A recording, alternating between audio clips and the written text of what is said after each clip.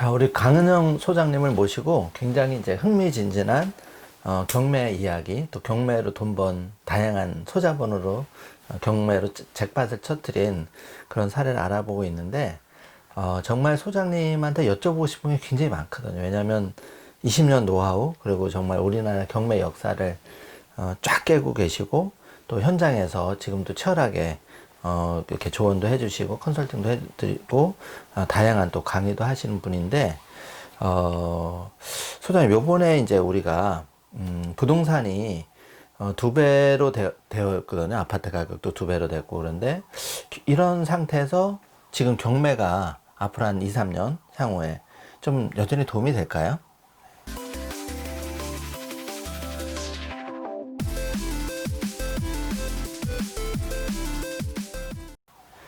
그러니까 저도 그동안에는 오히려 그 일반 시장의 그 우상향이 단기간에 가격이 급등할 때는 예, 경매를 통한 이익보다도 오히려 예. 일반 시장에서 급매로 사서 예. 이익을 남길 수 있는 예, 그런 기회가 더 많았던 것 같아요. 예. 이유는 예, 물론 경매로 낙찰받으면 당연히 뭐 이론에 여지없이 많은 이익을 얻을 수 있는데 일반 시장이 우상향할 때는 네. 사실 그 경매 시장으로 넘어오는 물건들은 한정됩니다.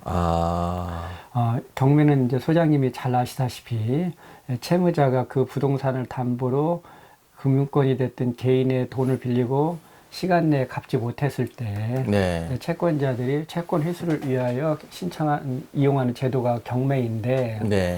만약에 일반 시장 가격이 계속 아파트 가격이 오른다, 급등을 한다라고 하면 네.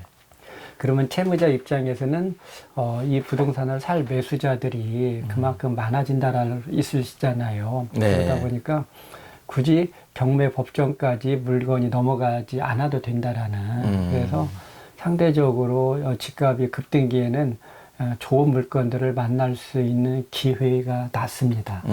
기회가 낮다라는 것은 결국 그 한정된 물건을 가지고 더 많은 사람이 경쟁을 벌여야 되고, 네. 결국 그 많은 경쟁은 이제 치열한 경쟁은 낙찰가 상승. 어떻게 보면 좋지 않은 안 좋은 순환의 반복으로 이제 이어질 수가 있는데요.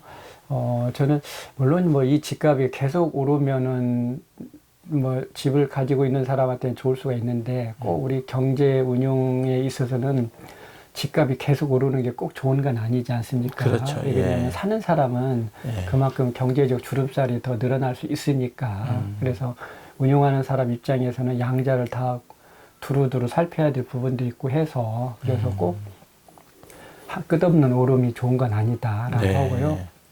근데 여하튼 지난해까지 하면 5년, 네. 올 상반기까지 하면 6년이라는 우리나라 법원 경매 사상, 우리나라 부동산 시장 사상 전무후무하게 집값이 쉼없이 오른 시기였는데, 예.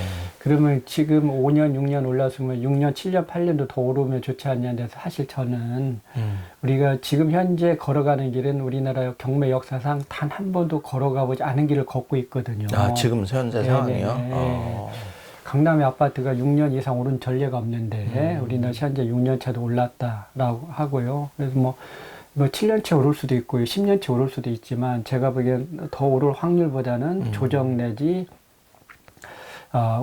심한 경우에는 오히려 일정 부분 하강할 수 있는 오를 확률보다는 조정의 가능성이 더 높지 않냐, 이런 생각을 조심스럽게 했을 때 이때 되면 이제 상승기 때는 오히려 일반 부동산 시장을 통해서 부를 추적할 수 있는 기회가 더 많다라고 하면 조정기에는 결국 경매 물건이 더 많이 나올 거거든요. 네. 경매 물건이 많이 나온다는 것은 수요의 분산을 의미하고 수요의 분산은 결국 낙찰가의 진입 장벽의 낮아짐, 그 네. 코스트의 인하를 의미할 테니까 그러면 결국 경매를 통해서 자기가 원하는 부동산을 좀 더 낮은 가격에 구입할 수 있는 그런 기회가 열리지도 않을까 조심스럽게 정말 조심스럽게 생각을 합니다. 해봅니다. 그러면 그 소장님 좀 이렇게 다양하게 현장에 계시면서 조금 그렇게 좀 뭐 아파트형 공장이라든지 좀 다양한 어떤 경매 낙찰 사례 조금 살짝 알려주실 수 있을까요? 그렇게 네.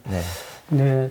크게 이제 우리 이제 부동산 시장은 주거용과 비주거용으로 네. 나누고, 잘 아시다시피 뭐 소장님 아시다시피 주거용은 아파트가 대명사이고, 이제 여타 뭐 연립 다세대나 주택들이 되고요. 이제 비주거용은 이제 수익형 부동산과 토지로 나눌 수가 있는데, 네. 이제 수익형 부동산은 상가 또는 이제 아파트형 공장 또는 지식산업센터들이 그 수익형 부동산의 주가 되겠고, 그 다음에 나머지 한 부분이 이제 토지.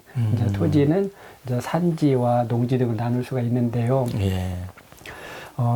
지식산업센터, 이제 우리는 흔히 아파트형 공장으로 알고 있는 이런 이제 지식산업센터들은 이제 서울 내에 있는 성수라든가 뭐 디지털 단지 등 이제 이런 데 있는 물건들은 뭐 거의 나오는 즉슨 일반인들이 생각하는 가격 이상으로 높게 가격들이 형성이 되고 있는 것 같고, 그만큼 인기가 있다는 거죠. 예. 여기 아마 그런 지역은 실수요자와 아마 투자자들이 혼전을 하는 것 같습니다. 이제 그 입지가 좋은 데는 그래서 거기는 가격이 그 하방에 대해서는 경직성을 보이고 있는 것 같고요. 예. 이제 반면에 좀 그 중심가에서 벗어난 데는 조금은 부침은 있는 것 같아요.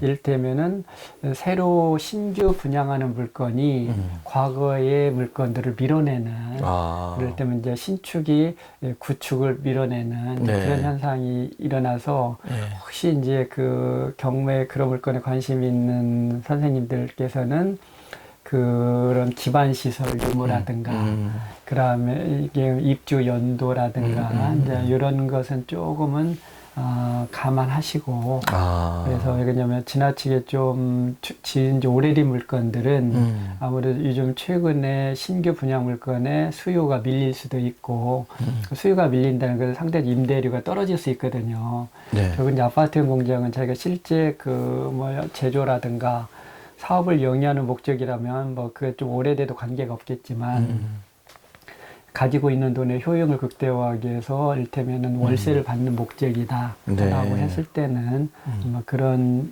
시설이 어디에 존재하고 그 언제 지어졌는지 이런 부분들도 확인해야 될 것 같습니다. 그러면은 어쨌든 케이스 바이 케이스로 접근을 해야 되는데, 이게 이제 지금 현재 아파트 시장은 어쨌든 그 소장님 말씀대로 한 5, 6년을 줄기차게 그냥 올라서 한 2배 이상 되고 이래서 지금은 조금 관망을 하면서 이렇게 지켜봐야 된다, 이렇게 제가 생각은 되고. 제가 이것은 이제 뭐 물론 이제 뭐 참여자들이 그런 그 생각은 다를 수가 있는데, 불과 뭐 강남권의 아파트 기준으로 보면 불과 2, 3년 사이에 거의 뭐 2배 이상들이 다 올랐잖아요. 그러다 보니까 그 2, 3년 전에 오르신 분들이야 뭐 정말 경제적 자유를 만끽할 수 있겠지만, 지금 신규로 들어가는 분들도 동일한 해석상에 2, 3년 후에 2배 상승을 기대한다는 건 제가 이 부분은 공감하기가 어려운 것 같아요. 그러니까 당장 어떤 경매에 참가하면 무조건 돈을 벌고 2, 3배 튀기고 이런 게 아니고, 조금은 이제 긴 시각으로 좀 그렇게 접근을 하자. 그리고 우량 물건도 좀 발품 팔고 손품 팔아서 좀 발견을 하고, 무엇보다도 자기가 봐야 된다, 뭐 이렇게 제가 생각이 되고요. 지금 뭐 여러 가지 이제 그 부동산에 대한 제도가 많이 바뀌고 있잖아요. 그 현 정부도 많이 바뀌고 있는데, 여기에 따라서도 좀 그 대출 규제라든지 현 정부의 세금 정책이라든지 여러 가지 여기에 따라서 그 이런 아파트 경매라든지 토지 경매에 좀 영향을 미치는 부분이 있을까요? 생각보다 큰 것 같습니다. 정부 정책이 뭐 소장님이 잘 아시다시피 현 정부 출범 이래 23번에 걸쳐서 크고 작은 그 부동산 정책이 나왔는데, 아마 그 앞전에 이 대책 정책들의 효과는 생각보다 시장에서는 뜨뜻미지근했던 것 같습니다. 그러다 보니까 이제 정책 결정자들 조바심에 의해서 특히 올해 들어서는 연거푸 한 달이 멀다 하고 정책들을 쏟아냈는데요. 저는 그 정책의 누중 효과가 이제 나타나고 있지 않냐라고 이런 생각을 하는데, 특히 제가 보기에는 6월 달이 우리 경매 시장의 전고점이었고, 7월 달 이후부터는 조정 국면이지 않냐 이런 생각했는데 이미 7월 달에 미세한 조정이 들었는데 거기에다가 카운터펀치가 8.4 공급 대책이 나오면서 확연하게 이제는 8월 달 이후에는 그 전과 후로 우리가 온몸으로 느낄 정도의 시장의 확연한 그런 변화를 우리가 느낄 수가 있거든요. 근데 결국 정부 정책의 23번에 걸친 정책을 제가 압축을 하면 네.